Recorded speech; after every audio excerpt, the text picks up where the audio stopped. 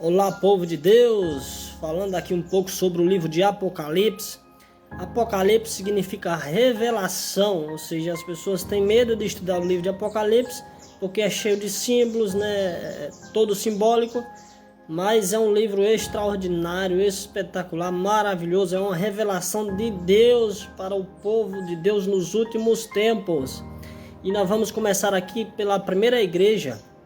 Foi uma carta direcionada no capítulo 1, versículo 10, fala assim: eu achei meu espírito no dia do Senhor e ouvi por detrás de mim uma grande voz como de trombeta, dizendo: o que vês, escreve em um livro e manda às 7 igrejas: Éfeso, Esmirna, Pérgamo, Tiatira, Sardes, Filadélfia e Laodiceia. Então foram cartas que Deus pede para João escrever e destinar às 7 igrejas que existiam na Ásia Menor.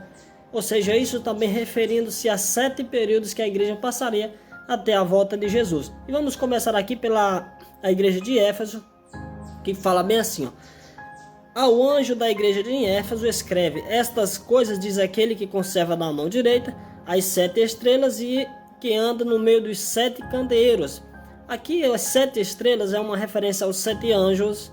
Os 7 candeeiros são referentes às 7 igrejas. Então, ou seja, está dizendo: estas coisas diz aquele que conserva na mão direita as 7 estrelas, ou seja, os 7 anjos que andam pelo meio das 7 igrejas. Por que eu digo que as 7 estrelas são 7 anjos e os candeeiros, 7 candeeiros são as 7 igrejas? Porque a própria Bíblia, no versículo acima, dá esse relato para nós, que fala assim, ó, capítulo 1, versículo 20: quanto ao mistério das 7 estrelas, que é visto na minha mão direita, e aos 7 candeeiros de ouro, e as 7 estrelas são os anjos das 7 igrejas, e os 7 candeeiros são as 7 igrejas. Então aqui a Bíblia é a própria intérprete.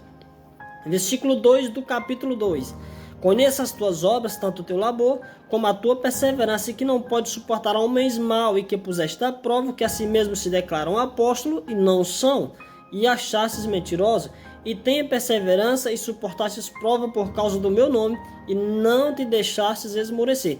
Tenho, porém, contra ti que abandonaste o teu primeiro amor. Lembra-te, pois, de onde caíste, arrepende-te e volta à prática das primeiras obras, se não venho a ti, te moverei do seu lugar, o teu candeeiro, caso não te arrependas. Versículo 6: tens, contudo, o teu favor, que odeia as obras dos nicolaítas, as quais eu também odeio.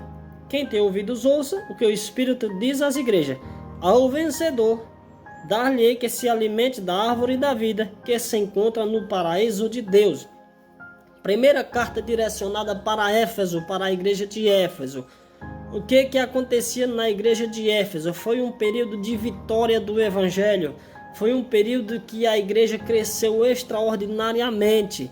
A pregação de Pedro, os discípulos era a igreja de Éfeso, e nós entendemos que os discípulos trabalhavam com muito poder, porque eles tinham uma fé muito forte naquilo que acreditava, e eles receberam o Espírito Santo no dia de Pentecostes. E o apóstolo Pedro, em um dos seus sermões, batizou 3.000 pessoas.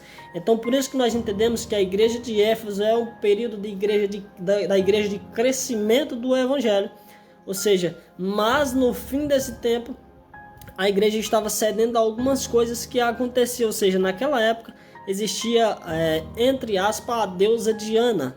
Então as pessoas ali começavam a seguir a deusa Diana, e Deus fala assim: ó, tenho porém contra ti que abandonaste o teu primeiro amor. Ou seja, que estava numa fé tão forte de pregação do evangelho, mas tinha muitos que estavam se envolvendo em outras coisas que não tinham nada a ver com a palavra de Deus, com o evangelho. Mas esse período de Éfeso é o período que corre do ano 31 até o ano 100 depois da morte de João. Até depois da morte de João. E no próximo estudo a gente vai falar sobre a igreja de Esmirna. Então o que nós entendemos? O versículo 7 fala o seguinte: quem tem ouvidos, ouça o que o Espírito diz às igrejas. Ao vencedor, dar-lhe que se alimente da árvore da vida, que se encontra no paraíso de Deus. Ou seja, aquele que perseverar até o fim, aquele que lutar com Jesus, aquele que for vencedor, vai se alimentar da árvore da vida, ou seja, para toda a eternidade, em nome de Jesus.